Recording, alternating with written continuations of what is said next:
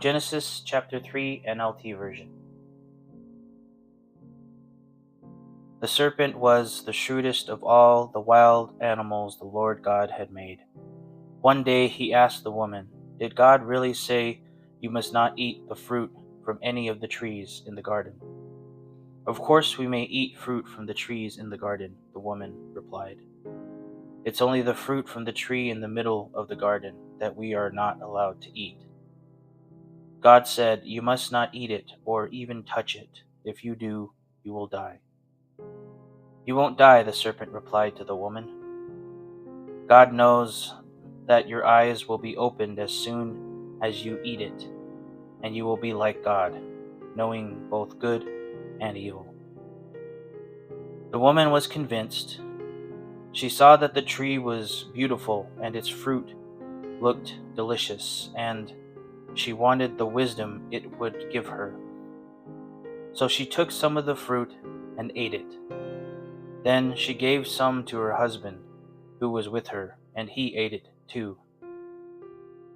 At that moment their eyes were opened, and they suddenly felt shame at their nakedness. So they sewed fig leaves together to cover themselves.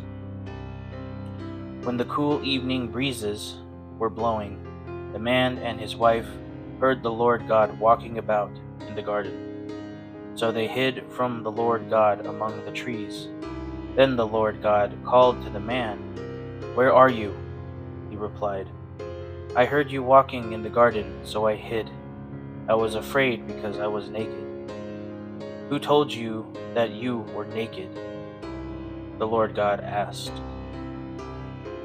"Have you eaten from the tree whose fruit I commanded you not to eat?" The man replied, "It was the woman you gave me who gave me the fruit, and I ate it."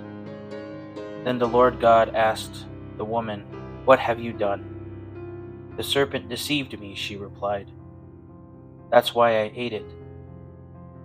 Then the Lord God said to the serpent, "Because you have done this, you are cursed, more than all animals, domestic and wild.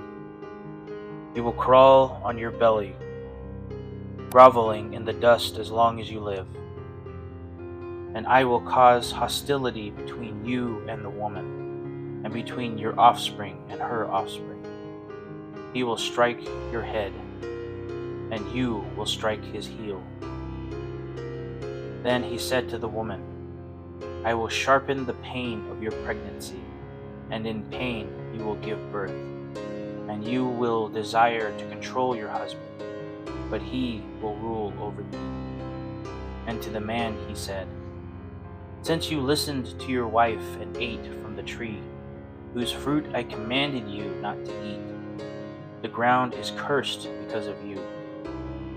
All your life you will struggle to scratch a living from it. It will grow thorns and thistles for you, though you will eat of its grains.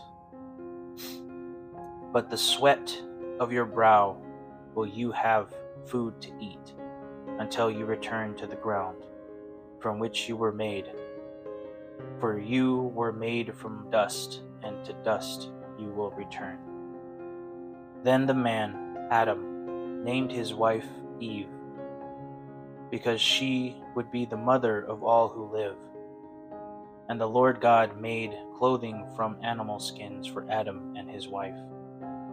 Then the Lord God said, "Look, the human beings have become like us, knowing both good and evil. What if they reach out, take fruit from the tree of life, and eat it? Then they will live forever." So the Lord God banished them from the Garden of Eden, and he sent Adam out to cultivate the ground from which he had been made.